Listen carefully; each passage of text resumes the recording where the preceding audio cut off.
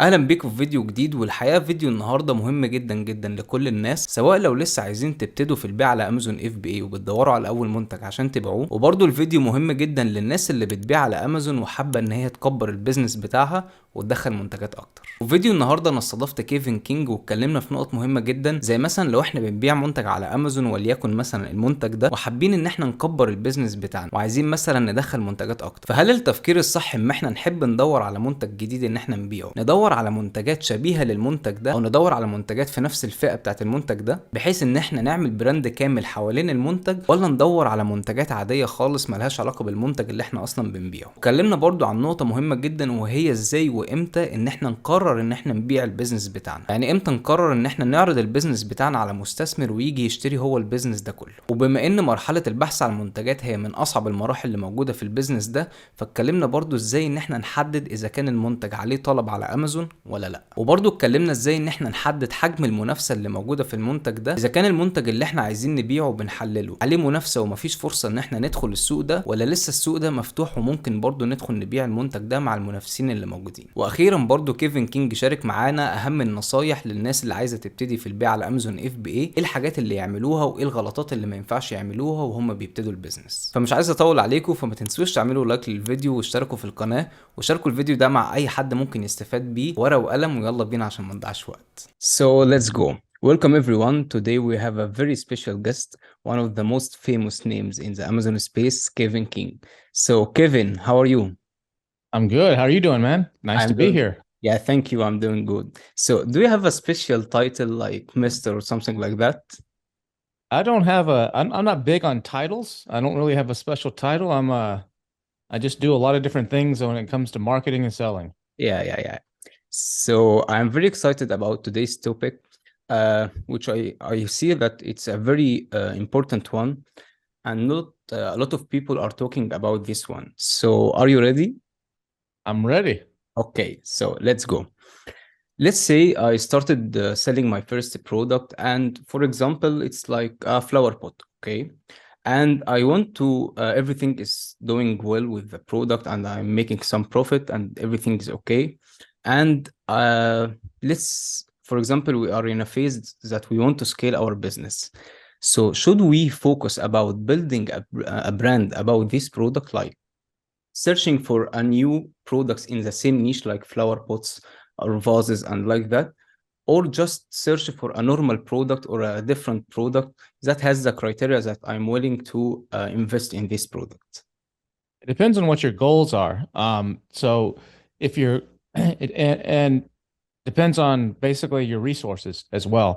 So if you're, living in some people living in the Middle East or in Pakistan, for them, if you can make an extra $1,000 or $2,000 a month, that can change your life. That can change your family, can be a big help. But for someone living in Europe or the United States, $1,000 or $2,000 a month is not going to make a huge difference in their life. It might let them make a nice vacation or pay off a bill, but it's not going to be life changing. So it depends on your situation. So if you have limited resources and you don't have a lot to invest, and a smaller amount of money can make a bigger difference for you, then maybe going after individual products and opportunities is a better way to do it. But if you have resources, which means money and people and talent and knowledge, then going after a brand is the better way to do it, because in the end, you can make a lot more money if you actually have a brand. So if you actually have a true brand, a fly flying Okay. there. Sorry. Okay, so um, if you have a true brand, you can actually make a lot more money, because then you can actually sell that for a big multiple. And so people in Europe and the United States, typically what we would orient them towards, unless it's like a stay-at-home mom and just trying to make a little side money on the side. If you're really trying to make a serious living out of this and like really blow something up, you have to do a brand. But that takes more money, it takes more time, it takes more resources. And when you do a brand, it doesn't have to be like in your flower pot example. It doesn't have to be about more flower pots. It could be about an avatar. So that could be, the flower pot could be for gardeners, or maybe it's the people that was a succulent, I think, in that. So maybe it's people that collect succulents and they live in apartments. So it could be other types of decorative things. maybe it's some are flower pots, maybe some are lamps. You figure out what the avatar is and what the people that are buying that product are, and then you what else do they need? So like if I'm a runner and I like to go running in the park or taking a good run or jog to exercise, what are the things that a person like that needs? So they need maybe something to hold their phone on their side, or their iPad, or what, not the iPad, their iPhone or something on the side that they listen to music on. Maybe they need a sweatband. Maybe they need something to put on their nipples, because when you run a lot, the shirt can rub on your skin. Those kinds of things. Maybe those type of people, they need a water bottle. Maybe they have a dog, so they need dog products. So you build a brand around that. That's kind of what Yeti has done. The brand Yeti. They started off with just cups, and now they have coolers and basically anything for people that want to go outdoors and be in the woods. So they have chairs, they have cups, they have coolers, they have the whole range of products for that lifestyle. And that's what they go after. So you don't have to limit yourself, but you got to think about it and find that avatar and go after that avatar. So for a long-term business, especially if we want to sell our business after maybe 5 years, it's better to have a brand or account that has a different product but in the same niche, or a brand that has completely different product in terms of selling our business from aggregators' point of view. That depends on who the buyer is. If it's an aggregator in the Amazon space, that has changed a lot. A couple years ago, they didn't really care. They didn't care if you had products in a bunch of different categories, and they just wanted products that were selling well, and so that they didn't matter. But now there's been a big shakeup, and they realized this business is harder than what they thought, and a lot of them are having to consolidate. So now it's more about the brand, and if you're selling to a strategic buyer, so that's not an aggregator, that's someone that's maybe they've got a business. Maybe they own a bunch of running stores, and they're not good at e-commerce, so they want to buy your running, like the example I gave, your running clothing company or whatever. Then that's more of a strategic buyer. They want to add that to their roster of lines. That would be more of a true brand play, and that's going to get a bigger multiple.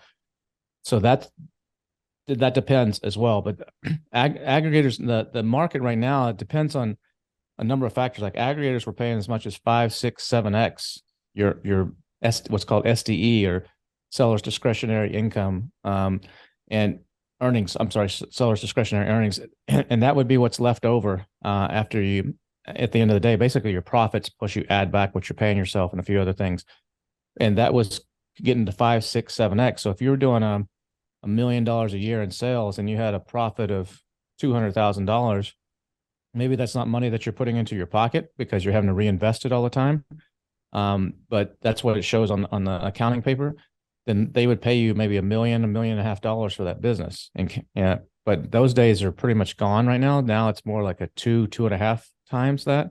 So that same business that a couple of years ago you could have sold for $1 million or $1.5 million now might sell for $400,000 or $500,000, just because the market has changed and it's got more competitive and they've realized they were overpaying. But if you have a true brand, and you've got a good customer list, you've got your own website, you're selling on not just Amazon, but also maybe on Shopify, maybe on Walmart, a few other places. You've got a good system in place, then they might pay 4, 5, 6x. An aggregator probably won't, but a strategic buyer will. So that's what you got to be thinking about in terms of which direction that you go. Nice. So as we are talking about scaling our business, what is your advice or tips for people that are making like 6 figures a year and they want to scale their business up to 7 figures? So what is your advice about like hiring virtual assistants, task management, and something like that?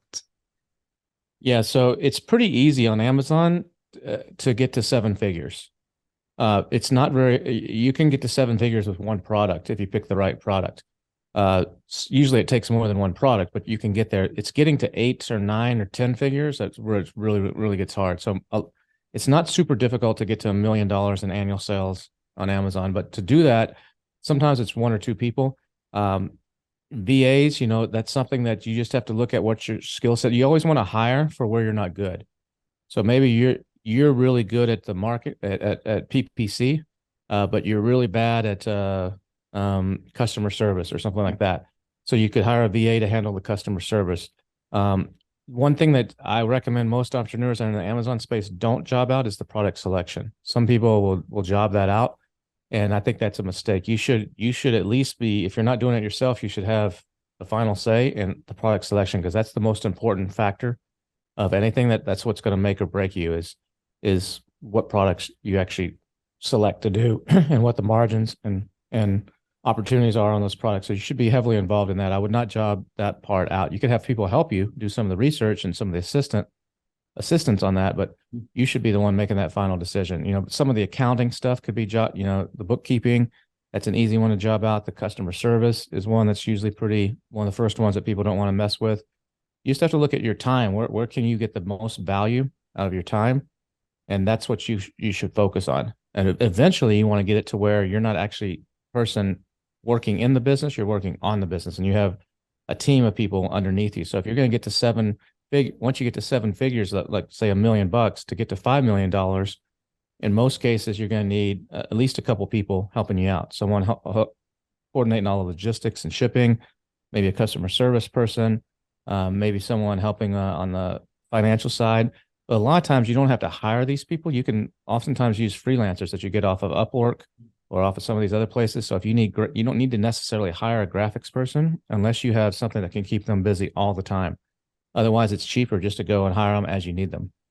So that's what I do in a lot of my cases. I don't hire a full-time staff. I hire people as I need them on a project by project basis. And until you reach the point where you can keep them busy, that's probably the better way to go. Nice one. I mean, So even on two of my businesses, the bookkeeping, you know, I pay about $225 a month to a bookkeeping company just to do all my QuickBooks and all my accounting stuff. So I don't have to mess with it. If I had someone on my staff doing that all the time, that would be a lot more money. And then once a year, I pay a CPA about $750 to actually make the actual tax documents and the returns. And that's it. So I don't need that person full time. Now, if I was selling, you know, $100 million of products and had a lot going on, I probably wouldn't want to have a full-time person. But you don't want to get out over your skis and hire too quickly. That's a problem a lot of people do, is they try to hire too fast, too soon. yeah. So as we are talking about scaling our business, at which level should we decide that we can sell our business right now? So when we should decide or take this decision? It depends on what your goals are. I mean, I recommend, if you're getting into Amazon, especially, that you plan to sell the business at some point. And a lot of times people say, if it's making me a profit, why would I want to sell it? It's because it's leverage. It's just like buying real estate. If you, like the example I gave earlier, if you're doing $1 million in gross sales and $200,000 in profit, and someone's willing to pay you $500,000 to $1 million, it would take you 2 or 3, 4 years to make that money by continuing to run the business, unless it's growing. You know, if it's still growing, it might be a few years, but you can take that money, put it into your pocket. And what most people do is, if it's enough money, maybe they retire. But most people, it's not enough money. So that they do is they go they take a little bit of time off, have a nice vacation, maybe buy a few things for the family. And then they go and do it again. And next time they do it, they know what they're doing, and they have more money to start with, so they can create more, like we're talking about, of a brand or something like that. And they do it again and keep. I know one guy has done it 5 times, built a company, sold it, and he sold his first one for like $3 million, and then started again in a different category. You usually have a non-compete, so you can't do the same thing again.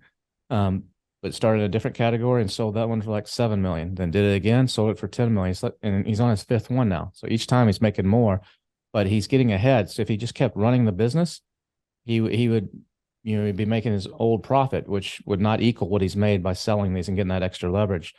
So the time to actually start thinking about selling your business is when you start your business. You want to set all the systems up in place. You want to get everything right.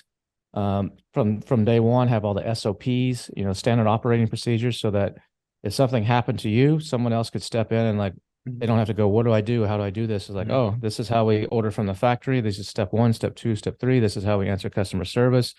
There's companies that will help you do that, or there's software tools that will help you do that. You can do it yourself. But that's important so that you're not the bottleneck of it. And then it usually takes about a year to 18 months to get ready to sell. So you want to start thinking about selling about a year to 18 months before you're actually going to sell. That way you can start making strategic decisions on what you're spending, maybe you need to cut back on some of the software tools. But let's say you have a Helium 10 subscription and you have a subscription to a couple other tools. What if you cut one of those tools that you're paying $50 a month for out? Well, over the course of a year, that's $600. Mm-hmm. And if you're getting a multiple of 5x, that's $3,000 more that someone's going to pay you for your company. So that software tool, if you don't really need it, might cost you $3,000 in money. So you eliminate it. So you want to start thinking about all those kinds of things in advance. And then you always want to sell when you're on the rise, not when you're flat, not when your sales have like plateaued, or not, especially not when they're going down. You always want to go when things are on the upswing. And so that's something you have to maintain too, if you're going to sell it. And sometimes things happen to you. You go out of stock or something bad happens in the market. There's a COVID, and it can kind of mess with you a little bit. So you got to be prepared for those. But those are some of the things you have to think about if you're going to sell. All right. So let's switch to another level for the beginners that they want to start their business. And we all know that the product research phase or finding a product to sell on Amazon, it's not an easy game. We know it's a hard one. So I don't want to talk about how to find a product because you have a lot of videos about this topic. But how Kevin identify if there is competition in this product or not? Do you see or consider the competition based on number of reviews or number of sellers? For me, I see that the most important is number of sellers are selling under the super relevant or the keywords that relatively describe this product. So how do you see the competition on Amazon? Yeah, so I look at both of those, the number of reviews, but it doesn't scare me if one or two people have a lot of reviews. If the person in the third position on the rankings is still doing well. So let's say it's the number of sellers is important, but it's the depth of the number of sellers. So if you have 10 sellers selling that plant pot that you gave the example there, and let's say the top guy has 10,000 reviews and he's selling $100,000 a month. And then the next guy's got 9,000 reviews and he's selling $90,000 a month. But if I get down to like the sixth or seventh guy and he's selling $30,000 a month and he only has 220 reviews or something, then I see that's an opportunity. So I like to see it's the depth of the sellers, not how many sellers. It's where is the big drop off. So because at some point you're gonna have, if you only have two guys making all the money and everybody else below them, like in my example, 100,000 for first, 9,000 for second, and then the third place guy, he's doing $5,000 a month, and the fourth place guy is doing $3,000 a month. That's probably not somewhere I would go. I would enter because it's going to be difficult for me to beat the top two guys. So if I land in position 3, that's only a few $1,000s a month, and so I probably would not go there. I'm looking for better opportunity than that. Now, for some people, that might be okay. Selling $3,000 a month is something they may be happy with that, but for me, it's not worth the trouble. So I look at that. So it's depth, and then can I differentiate it? Is everybody selling at the same price? So if there's 8 sellers, all doing well, you say more than $5,000 a month, and they're all selling for around the same price, I might not do that product because there's no price differentiate. It's difficult. I'm stuck with that price, but I like to see it where one guy's selling for $40, another guy's selling for $30, another one's selling for $35, another one's selling for $28. They might all be in a kind of a same range, but there's flexibility there where I could come in to make differentiation on my product or add something to it. And I don't have to worry that everybody's selling for $29.95. And if I have to sell for $40, I'm going to be the most expensive one. So I like to look at that. Now, if I am going to be the most expensive one. I have to justify it with good video, good pictures, good listing. But that's another skill set that's hard to do. So that's one of the things I look at too is price elasticity. So the pricing on something. Now look at, I don't need to be the best seller. So I look at, will I be happy if I'm in spots 3 through 6 on the rankings on a keyword? Will that be enough to make this worth my time? Is there a good enough opportunity if I end up in spots 3 through 6? And do I think I can do it with my budget and my skills? And so those are two of the big things that I look at. So you mentioned it's important to differentiate the product. So I see a lot of people don't know how to actually differentiate the product. Like, for example, if you are selling a notebook, okay, they say that they will add like a pen. I don't see that this is actually a differentiation for the product. So how do you, or what is your tips about how to differentiate the product? Like making bundles, or making, like, I see also if we make like a custom packaging and we show the packaging in the main image, it's somehow a product differentiation. So what is your advice on that? Yeah, so the picture is your picture is one of your main picture is probably the most important thing on your entire listing. Not your price, but it's the main picture. That's what stops them first. Then they look at the price. Your price is probably second. And getting that click, because you're just trying to get that click to your page, and the image is super important. So adding a pen may or may not be enough. You got to know your avatar. Some people add a free PDF or something. I don't think that's usually enough. You got to differentiate, and people eat with their eyes first. It's like if you sit down at a nice restaurant and they bring the dinner out and you look at the plate, you're like, that looks delicious. And even though you could bring the same thing out and mix it all together, and it's the same rice and the same bread and everything is just all mixed in a big mess, like a little kid was playing with it, it's going to taste the same probably when you eat it, but it doesn't look the same. So you have to think about that when you're creating your images. And I just did this. You bring up an example there. My trainer, I work out with a private trainer 3 times a week, and he launched a planner.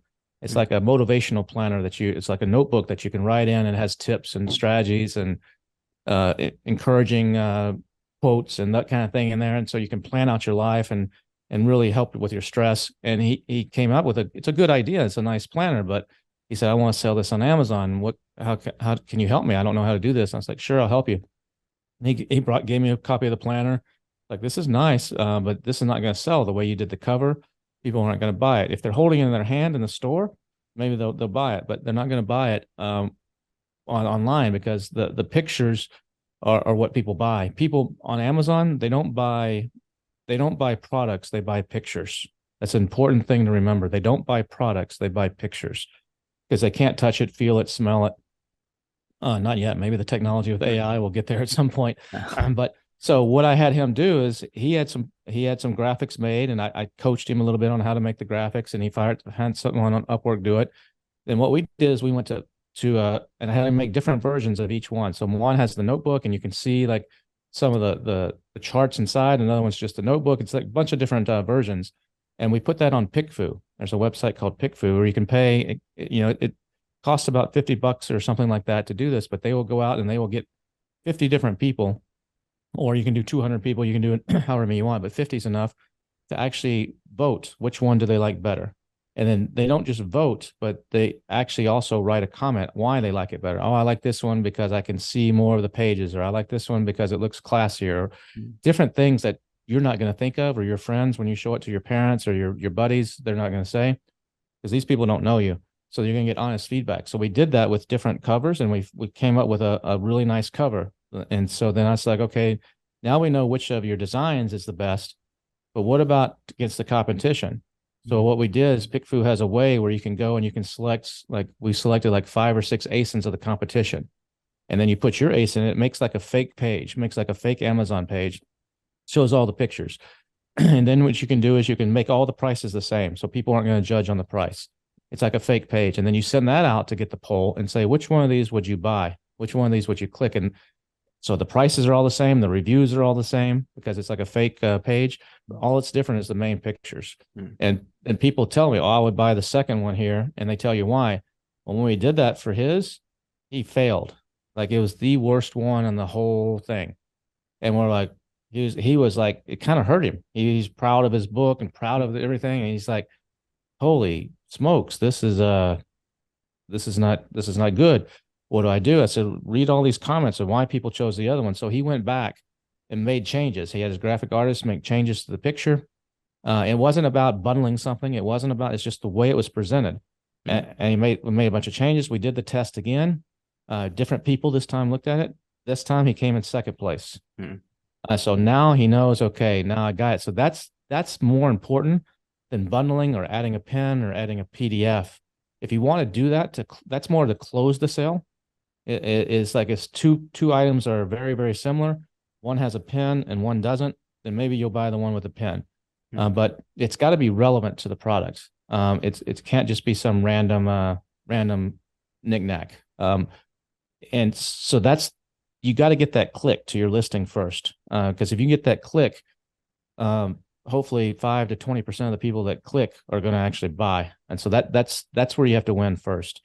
It's not in bundling or pricing. It's image. And that's where a lot of people, they don't spend time there. And it costs money to do PickFu. I mean, if you do several tests, you might be spending several $100s, and people are like, that's a lot of money. I'll just ask my friends, ask my parents, or ask my buddies. And that's not the way to do it, because they're too close to you. They're not anonymous. They're not going to give you the same feedback as strangers will give you. So that's why these kind of testing things are important. Then you can later on test, once you're live, you can test your price, adjusting your price, and you can do things in real time. But that's something that a lot of people should be doing in the beginning, and they don't. And I would encourage people to focus on that versus trying to do a bundle or add something to it first. Win that game, and then if you need to add something, consider adding something. Yeah. You mentioned a very important topic about how to use PickFu in order to validate your new idea or like that. So, for example, here is my competitor, okay, for example, and I found a new version or a new design for a flower pot on Pinterest, and I like that. So if we take a photo for the new design and made it, put in PickFu, and I added my competitor. Let's, for example, that a lot of people are interested in the new design, okay? And the new design, it is the winner.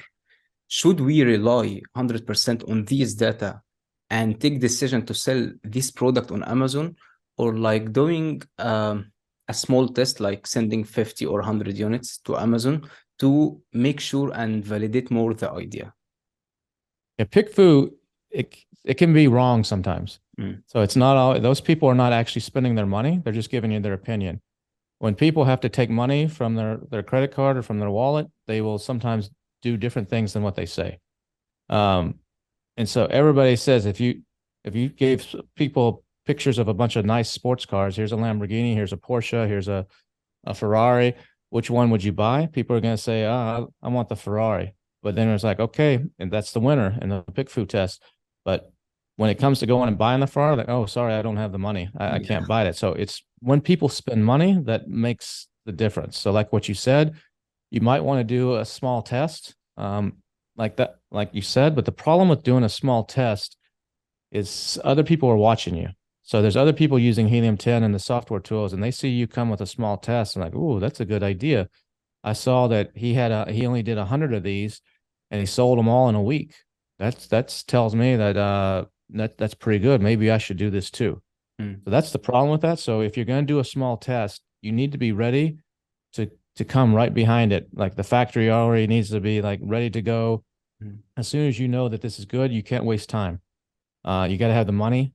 So if you don't have the money, doing a small test all you're doing is doing free research for other people, because there's other people using the tools, seeing what you're doing.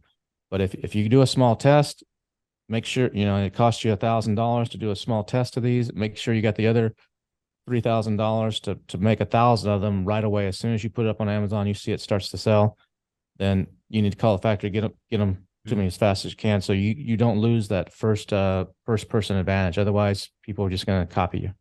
And you'll have, by the time you come out, if you don't have the money, you're trying to get the money or sell something or borrow some money from the bank or from your rich uncle. other people will be there and you'll lose. Yeah. So that's part of the problem with that. So it's a risk. Mm. It just depends on how risk averse you are. For me, I would probably go ahead and order 1,000, but I can afford to do that. And then if it doesn't work, I'm like, oh well, that one didn't work. But if you only have a small amount of money to play with, it's a little bit more scary to do that.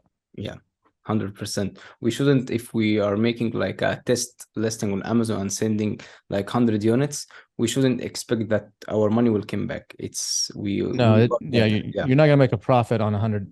Probably not gonna make a profit on 100 units. Mm. You're just doing a test to see if it works.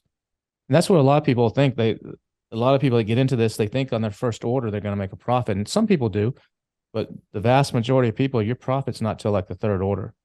You're not able to take any money to put to your pocket till at least the third big order, and sometimes even longer than that.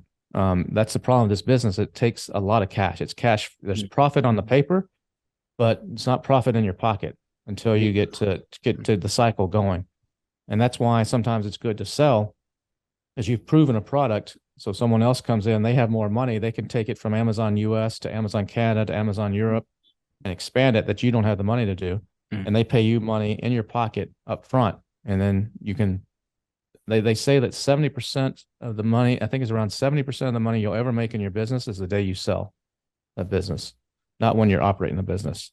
Nice one. So that's, and not everybody can sell their business. Not every business on Amazon is sellable, but there's, even if you do have a single product, there's people, if you prove it, maybe an aggregator's not going to buy it, but maybe you can go to Empire Flippers or one of those type of sites where people buy stuff for $30,000-$40,000. They're not spending millions of dollars, but in some case, maybe that's what you got to do. You build a product, you start with a few $1,000s, you build something and you sell it for 10. Then you take that $10,000 and maybe put a little bit in your pocket and put 5,000 of it, you invest in the next product, and you sell the next one for 25,000, and then you just work your way up. It takes you longer, but sometimes if you have limited resources or limited money, that's what you have to do. And there's a great opportunity to do that. And if you can niche down, there's some categories on Amazon where you don't have to do any launch or any kind of a PPC at all. If you really niche the product down, and find something where there's enough demand, and the big people won't, the big sellers, they won't go after it because it's too small. Yeah. They're like, I only want this thing only sells three pieces per day. I don't want to mess with that. But for you, maybe, depending on your situation, if you can sell 100 a month and each one of them's making a $10 profit, that's $1,000 profit a month. That can be life-changing for someone in some countries in like the Middle East or in Asia. Mm. Nice. So in terms, we know that the most important aspect in successful Amazon business is your lead time or production time and shipping time from your supplier. So let's say if you are going to negotiate with our suppliers for, let's say, for this product, and we found that the average production time like 40 or 50 days, especially if the product need a mold or something like that. Should we go for products that has a lot of time or a lot of production time, or should we search for a product that has less production time so we can launch the business faster and we don't have a problem in restocking and something like that? It depends on the barriers to entry on the product. I mean, if the product has a high barrier to entry, it's complicated or it's expensive or something like that, then longer lead times are okay. But if you're selling commodity items, then like that flower pot that you showed there, that's more of a commodity item. Shorter lead times are better. So if one factory can do it, even if it's cost you 5 cents more, and they can do it in 20 days and the other one's 40 days, I would go with pay the 5 cents more and get the one that can do it in 20 days. Because that can make a huge difference in your cash flow and how much money you need to get ahead of it. Because if it takes 40 days, then you got to pay the factory and you're waiting, a deposit, and you're waiting on your money's tied up more. So it's going to limit you. So quicker turnarounds are definitely better. Okay. So when you check sometimes that's not just the factory's manufacturing. Sometimes that could also be where you source it. So maybe you don't source it in China. Maybe you source it in Turkey, or maybe you source it in Mexico or India or Vietnam, So you got to look at those things too. Nice. So when we check the demand for a product, should we take in consideration the demand of search volume or demand of keyword, like search volume of certain keyword, or we should look at competitors' revenue? For me, I see it's more important to say that the product has a demand, that I should find like more than 5 keywords are describing the product and has a search volume totally over 5,000 or 10,000 and like that. So what are your thoughts Yeah, about? that's a good. I say any one keyword should have at least 300 searches a month. You don't want to look at revenue, because revenue, you don't know where the sales are coming from. If you just look at revenue and sell number of units sold, some of that could be coming from off Amazon. Maybe they're running Google ads. Maybe they have their own website. Maybe they got featured on a TV show. Uh, Maybe they have a big Facebook community that's buying them. That's not on Amazon. So you want to look first at the search volume and see what the demand is. But I would say 300 on the minimum, and then anywhere from 10 to 20 good keywords in there that total, 15 to 20,000 searches total over those 10 or 20 keywords would be a good starting point. You don't have to. I mean, there's some people that do really well with keywords that just make 5 or 10 keywords that make have 300 searches a month, because that's 2,000 searches. But if it's not competitive, it's very, very niched. It's a baseball bat for left-handed people or something, that's not of a huge demand, but the people that are searching that are very serious. And so the conversions are much higher. So if you find something with 300 searches a month and there's hardly any competitors, maybe there's one guy and he's selling 100 a month off of that, because 1/3 of the people that search for that are actually buying, he's the only choice, you might be able to step in there and take something away from him and some market share. So there can be opportunities there. And then you don't have to do a big PPC launch. As long as you optimize and do really good SEO on your listing, you could step in and make some money. The problem with that is that a lot of times is to get to a big business, you have to have a lot of those. You have to have a lot of those kinds of products. So that can get, managing 100 or 200 products over time that are all small, can be a headache sometimes. So that's why I like to go after. I only sell about 16 to 18 products in each of my brands right now. So there's not like 100 products or 1,000 products, and I keep it that way on purpose so that it's manageable. Could I sell more and generate more money? Probably, but I'd have more headaches and more problems, and it's not worth it for me. So we all know Project X in Freedom Ticket. And for me, I love Project X because I do my product research outside Amazon, in Pinterest, on Etsy. And I usually find a lot of products that has a demand on Amazon, but no one is selling the exact same product, okay? So sometimes I found a product, a keyword describing the product, and no one is selling. But sometimes also I see it's like a new keyword. It started, or people started searching for this keyword, let's say in March or April. Okay. So there is no history for the search volume to estimate the average search volume over the year. As Kevin King, so will you take a risk and start selling this product without knowing the history of this keyword, or just wait a little bit and see how the search volume will go far?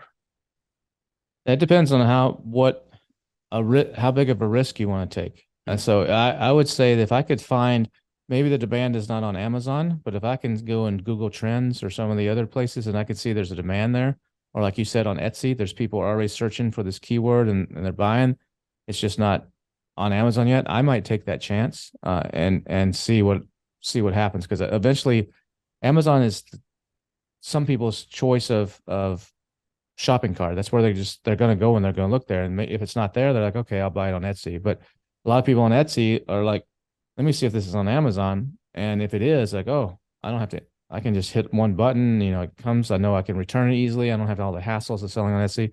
They'll buy it. So I would probably, even if I'm seeing that the demand is going up on Google Trends or on Etsy, it's not on Amazon. And maybe if I look at brand analytics on Amazon, it's, number 1 million or something. But this month and the next month, it went to 900,000.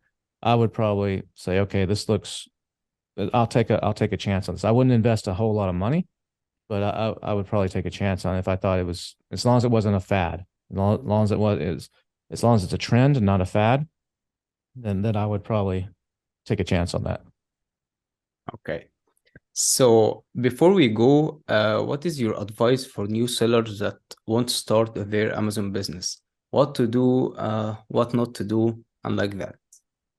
Well, the biggest one is knowing what kind of products you can source based on your budget. So a lot of people they don't do the math.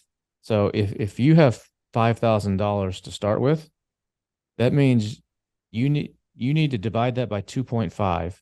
So $5,000 divided by 2.5 is $2,000. So you need to find a product that you can sell that you're not going to spend more than $2,000. That's to get it made at the factory. That's to get it shipped to Amazon. That's to get the logos made, everything. So when you're looking at the demand on Amazon, if you have $2,000, and the reason you don't want to spend all the $5,000 is because if you're successful before Amazon pays you, you're going to need to make another order with the factory.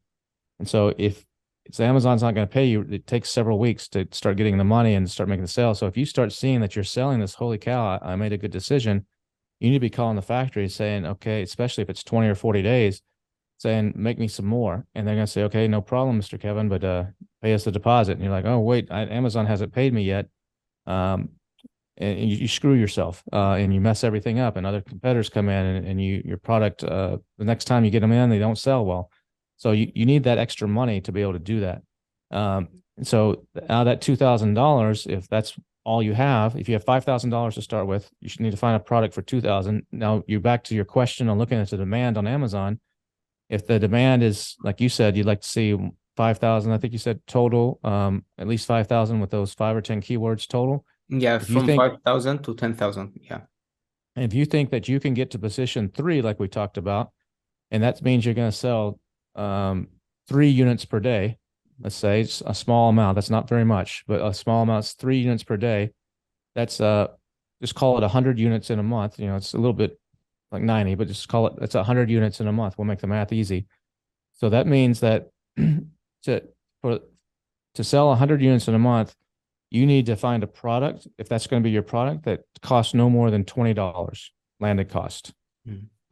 So then maybe, and you can sell that for maybe $60 on Amazon, and then you can do that because then you know that you can cash flow it and that you can do it. But what happens is a lot of times people will pick a product and the math doesn't work. They're selling.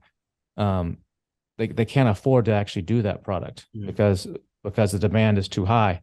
So they're like, oh, to be in position number 3, I need to sell 10 units a day.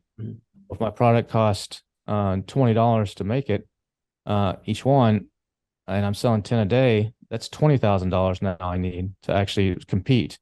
And you can't compete with 2,000. You're just going to be down at the bottom and you're probably not going to do well. So when you find those opportunities, that's important to know is how much money do I have, and don't spend it all, and know those numbers, and then really know your numbers, know what your cost in the factory is, know what your shipping cost is, know what Amazon storage fees are, know all the little fees, so that they all know what, if you're gonna have to advertise, know that you're gonna get some of the units back as returns and you're just gonna have to throw them away.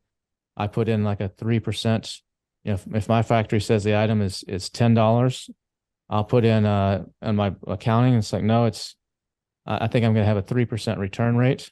So if my unit is $10, that means out of every one I sell, 30 cents, because 3% of $10 is 30 cents, that I'm just going to have to throw away. So my real cost now is not $10, it's $10.30 because I know down the road so I put in all those little small numbers because those can add up to a lot of money, and it could make the difference in whether you make money or not. Amazon always makes money, but we don't always make money.